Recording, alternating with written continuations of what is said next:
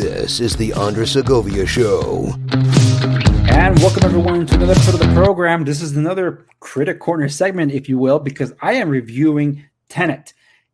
And if that sounds a little familiar, it's because you know I've already done an episode where I spent time talking with a friend that didn't enjoy it like I did at the time of its debut back in August 2020. We dissected everything that was possible at the time, real reactions of TENET. And 1 year later, how is it perceived? Can people still enjoy it if they watch it, or was the bad word of mouth so much that that was the worst of Nolan and people didn't want to check it out anymore?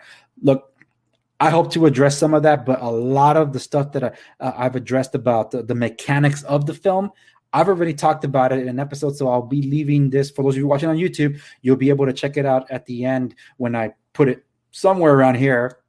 And for everybody else, I'll be leaving a link down below in the description or maybe the comment section for you to be able to just jump to that one and check it out. It's nearly 2 hours. I know that the raw footage was over 2 hours, but I try to condense it as much as possible to basically talk about it. And that one, believe me, I spoiled the heck out of that movie. And as I'm trying to make it as a setup for my reviews, I'm going to set up the plot as quickly as I can, give my spoiler-free review, and then spoil the heck out of it in my spoiler review, and then close it out. So for those of you watching on YouTube, I'm going to make sure these are timestamped down below. Now, just for reference, this is not my usual setup. This is not normally how I do things for my show. That's because this is actually being done live on Tech Talk episode 5. I had a chance to nerd out, and I got my nerd shirt. This is my Batman polo with my name etched on it. It was a gift from my father. Pretty awesome. And yeah, so I'm like, you know what, why don't I just ride the high of the adrenaline of having an episode where I talk about the Nintendo Switch and stuff and advancements in foldable displays for Samsung, and why not just take advantage and talk about this, particularly because as of this recording, I had just finished watching TENET yet again and enjoyed it even more yet again. So I'm excited to talk about TENET, and I'm going to jump right into that. I do have a timer going off, so I'm doing a countdown too because I got to wrap things up because I got to go exercise after this. So for anything and everything regarding my show, go to www.teachsegovia.com. That's where it starts. That's where I have it. And if you want to check out stuff that's not related to any political or real estate, that's where Off the Record is. Well, not the Off the Record itself, because Off the Record is where I'm heavily in your face about politics. But the Critic Corner is about movies, Reading Corner is self-explanatory, Soundtrack Corner, Tech Corner. That's where you go. So if you've actually seen my previous TENET video, thank you so much. The Critic Corner is where you'll be able to find that post. But today, I want to talk about TENET, and I have my issues with some of the way the marketing handled it, because usually Nolan is pretty awesome at this with the marketing team, but they went a little far and spoiled a few things, I think, in the last trailer, and they put like a pop song or a pop culture song on it just to like hype it up. It didn't need that at all. But the movie unfortunately had the bad timing of 2020 for it to come out in, and then the rest is history. How people that did watch it didn't really enjoy it. The critics didn't enjoy it. I was probably I felt like a lone voice out there in the wilderness singing his praises. But even among my social circle that are Nolan fans did not receive this entirely with open arms unless they were used to quantum mechanics. Again, of which I already talked about before. I will touch a little bit on it, but I'm not going to touch a lot about it. So I'm going to let the trailer play out as I'm talking about the plot. So it's pretty straightforward. Nolan calls this a spy flick. So think about the grand old days of when the James Bond movies were like a globe-trotting thing, and it had to be meeting people, exotic places, finding a MacGuffin that takes you to the other MacGuffin, or Mueller and team at the EFAB crew called it not on this one, but a different movie called it a McMuffin, because it's like, I need to get my McMuffin and then get the next one. So the premise of this one is that time is running out. What that means, I will talk about in the spoiler section. But the point is that it's an end-of-the-world scenario, as they tend to be in some of these cases, for which is why this does feel like a more epic Nolan thing, because we don't deal with end-of-the-world scenarios in Nolan movies, unless you count Interstellar, but that was a setup where the Earth was dying. But in this case, this is him taking everything that he learned regarding building epics and just, I guess you could say, putting it to frame here. So we have the protagonist, that's literally his name, protagonist. He doesn't have an actual name. Some people say he doesn't really have a background or anything, which is why it was hard to connect with the film. I kind of disagree about that, but let's just go with it. But he's surrounded by a cast of characters that tend to have more personality and physical characteristics that people can connect with overall. So the setup is that this character needs to get this thing, whatever it might be, that I'll talk about in the review section, in order to prevent the world from ending. And how it's ending, I'll talk about the spoiler section. And there's a woman that can help him get to the villain. So that's kind of who you're seeing there, the one that's kind of ominous in the trailer, always talking down to him. That is the villain in this movie, and the woman is that we see is basically the key that he uses to get to this villain. Now the trick is that some of the stuff is happening backwards in what is called inversion. Like the future is somehow communicating with the past and the present to, I guess, change events that are happening. And that's what's making time kind of collide with itself. I guess that's as simply as I can explain it without entirely spoiling it. So that's where I'll stop it. There's a little bit of spoiler here for those of you that haven't seen it, so I'm going to stop it there in the trailer. Let me talk about the review section now. So with the review, for those of you that know, I absolutely enjoyed this movie. Is it Nolan's best? I have an entire episode called The Best and the Worst of Nolan for a reason. Because this is big, it's bold, it's in your face, and it's not shy about it. And that's what I love about it. What I hate about it is, can you understand a thing? No. Sometimes characters with heavy accents are trying to give plot points over super loud sound effects or music that drowns out the dialogue. And like, what are they saying? So that's a knock on Nolan. So that's the negative. That's why I always recommended since Interstellar, check out Nolan's movies, his direct movie, not the Dark Knight trilogy, but his direct movies. It's recommended you watch it with subtitles, because odds are, even if you can pick up what they're saying, you might have missed something. And when you're reading it, even though it's kind of distracting, if you find subtitles distracting, I'm used to it just because I watch a lot of foreign stuff, including anime. So I've kind of gotten used to it. But for the most part, I don't like that I have to do that for Nolan movies. But when it comes to his style of filming and the complexity of his plots and the mechanics that he employs for what he does, you do need them. And it helps you grasp a deeper understanding of what he was getting at in the film.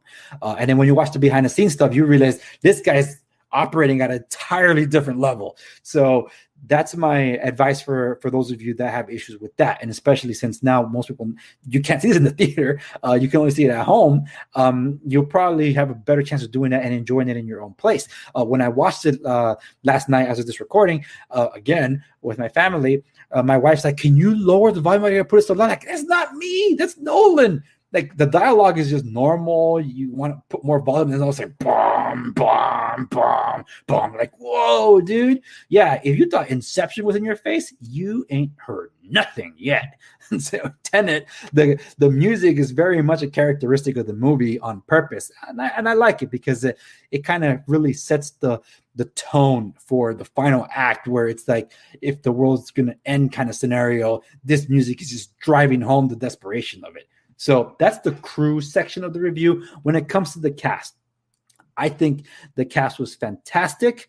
Some have expressed their issues with John David Washington, right? The protagonist, that he was a weak lead in all this. That may be, but I don't know how much of it was the script for protagonist and the fact that he didn't really know what his character arc was, because technically, if you watch it straightforward, he doesn't have a character arc. I'll touch on the spoiler review though. So if he doesn't have a character arc, where does the character go with progression? I think that the point was kind of lost there, that it wasn't technically about the main character, just like it wasn't in Inception. When you actually watch it, it wasn't really about Cobb. It was about what can be done with a heist idea that takes place in the mind, and you can just do all these gravity and time defying things. So in this one, it's kind of the same thing too. We just needed the lens of someone to see things. But But credit to where credit's due, because the dude used to play, I think, football in college. This was a physically demanding role, and the dude knocks it out of the park. The choreography sells it when he's fighting. Some people say, oh, the inverse fight. I think the inverse fighting and the infighting is actually really good. Some people missed it out because of an edit here or two, then they just judge the whole fight based on that. No. Watch it in context, particularly when I'm talking about the spoiler section, a particular scene. I think that's what sells it to me the most. I think it's one of the best fight scenes I've seen without any like fancy stuff or the Asian martial arts stuff like the Raid. That's hardcore stuff. No, but I'm talking about American cinema. This was pretty on the nose, and you needed an actor that could pull that off. And John David Washington pulled it off. So to me, the highlight, obviously, in all this is Robert Pattinson. I always said, wait until Tenet comes out, and he'll make you a believer that he can be the next Batman. I take it back a little bit. He can be the next Bruce Wayne, not the next Batman. He doesn't have the physique for it. So that's where I'll leave it there. Okay, now here is your 5-second countdown before I enter my spoiler review. So this was your final warning. Hit the timestamp, jump to the end. Time for the spoilers. Okay. Notice at the bottom of the screen here is the pitch meeting. I have an issue with that, and I get to address this that I didn't address it in my in focus, if you will, in my lengthy 2-hour discussion with my friend. I didn't discuss it then, so I'm going to condense basically 2 hours of the conversation in 2 minutes here with respects to the mechanics of this film. Let me be clear in saying that I absolutely love this movie. I knew exactly what Nolan was getting at. This was not a time-traveling movie in the least, but because there's time bending and defying moments in this where past and present, or the future and the present, are colliding kind of with the past simultaneously. That's because the best way I can describe it is the Tesseract scene from Interstellar, where there's a flow of time that's physically manifested, and Matthew McConaughey's character is able to travel among that. So Coop is moving through this thing through different times and places. So if you're looking at time simply through the prism of a flowing river that just goes forward, that's where people kind of get lost in this. It's like, well, how can these events happen in the way they do? If you look at it in a timeline where moving across past, present, and future is forward in an alternate time, then this makes sense. I don't want to get to the quantum mechanics of things and theory of relativity and all this, but because I can't talk about it in 2 minutes. But for the most part, understanding just that little bit is what helps you grasp what the movie was aiming for. There is some actual physics. I'm going to say physicality, but it just didn't fit. But the actual physics of the movie that were lent to help build this reality of things, such as inverting the entropy of an object where it moves backwards instead of forwards. And what can it do to the physical space around us? What can it do to mass, whether it's an object, inanimate or inanimate object like a human being? What can it do to them? All these ideas are actually touched on in the movie. Particularly where the character gets shot, how can they heal with the inverse bullet and things like that. They kind of play that. It's like, well, they can't heal in forward time because it happened in reverse, so we got to go through reverse time so they can heal. Yes, that is how it happened in the movie, which is pretty awesome. Now, with respects to, I know I did mention there was one thing I want to touch on the spoiler review. I don't remember what exactly was, so I'll try to remember before I wrap this thing up. But for the most part, Robert Pattinson makes a believer out of me.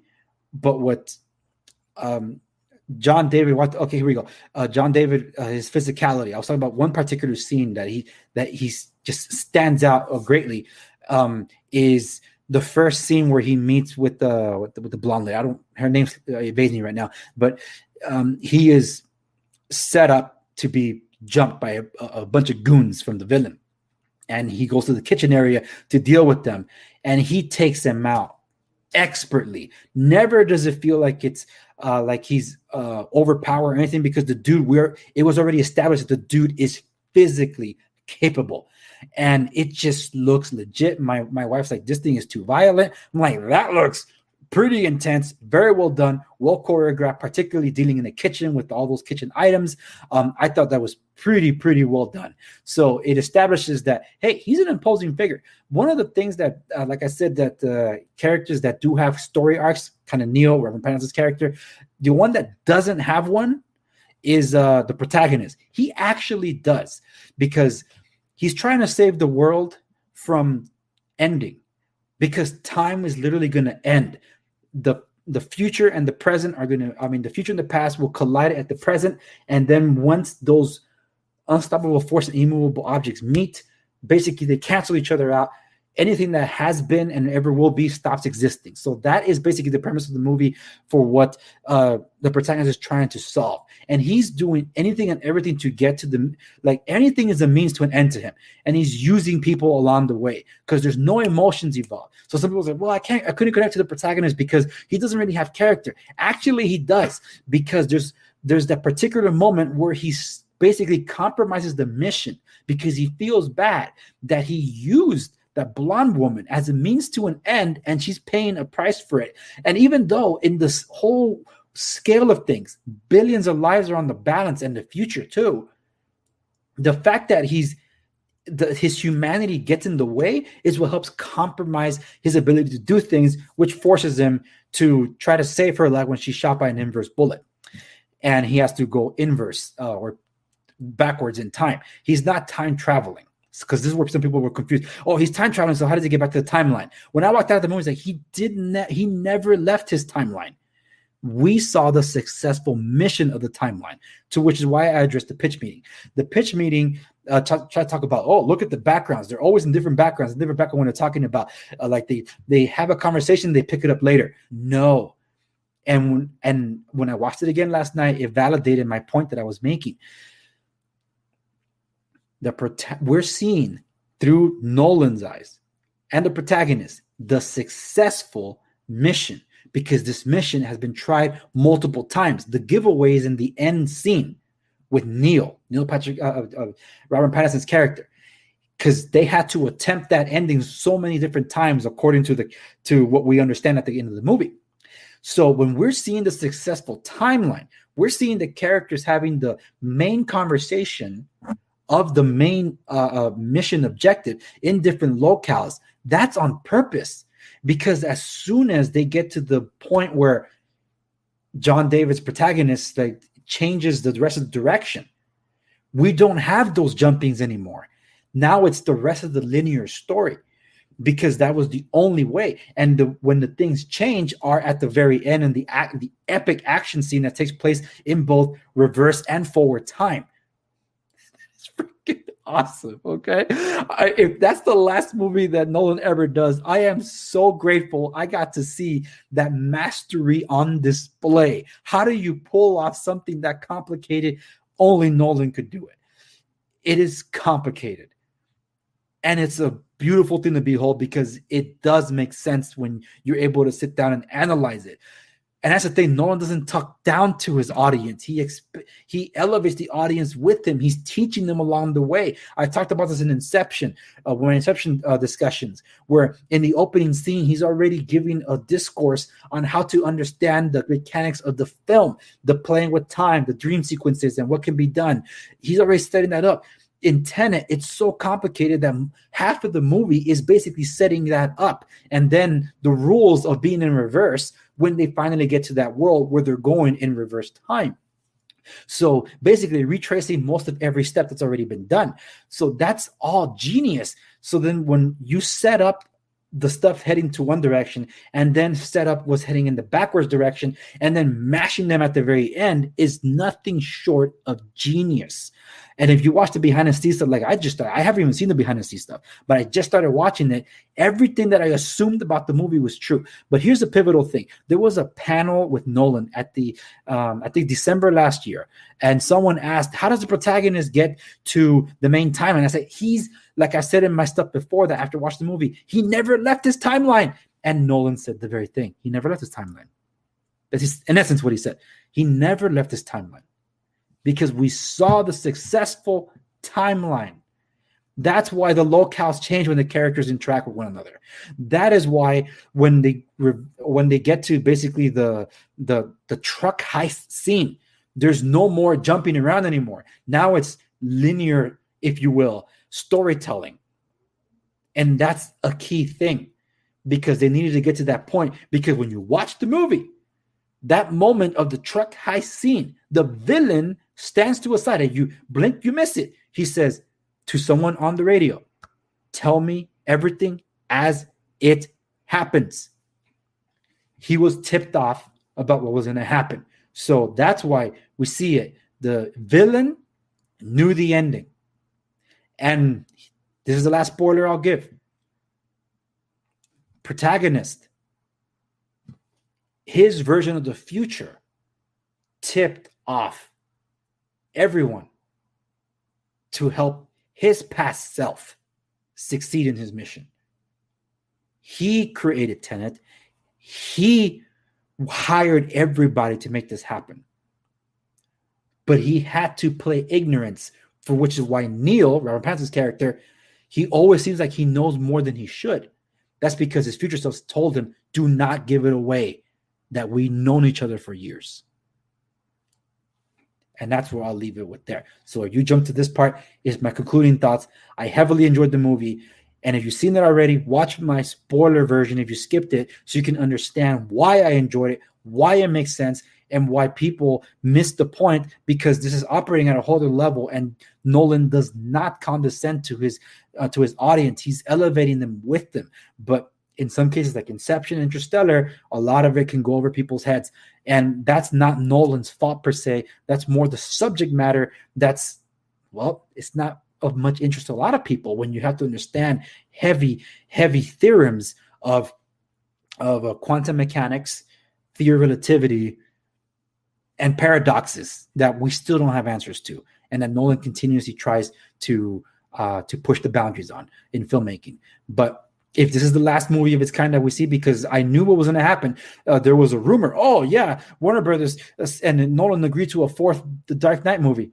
Bull crap. I knew that for a fact. I said, no. After the fallout with Tenet, I said, Nolan, leave Warner Brothers, go back to doing what you do.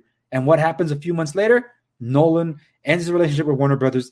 And I'm like, good, because now you can go back to independent filmmaking, which is important, because with all this wokeness that's been going on, he probably won't be able to do his vision anyway. And the place to be is independent filmmaking, where you don't answer to higher ups or a bunch of screenwriters that have no idea what actual life is like, instead of just trying to project things to people in the name of woke Inc. And as an example, I haven't seen this movie, but I'm going to watch it. Father, starring Anthony Hopkins. I want to see that one. It's an independent film, and I don't think you could have done that if it wasn't what it was. So with that being said, if this is the last movie we see of Tenet, I want to see another either Memento or Prestige, because The Prestige, as I've said, is the last true Nolan movie before it was big budget spectacle and the original crew, like the music and all that. So we'll see where it goes from there. Thank you so much for watching this episode. Like, subscribe, and know. I'm going to do a different outro here. So for those of you watching this as its review, this is where it's clipped so you can see the end cap. Hey, you made it to the end of the episode. Hopefully that means you liked it. By all means, show your support by hitting like down there. And if you haven't done so already, please subscribe to the channel. And if you know anybody that will benefit from the content that I display here, by all means, please share it with those that you know. And I'll see you, and hopefully them, in the next one.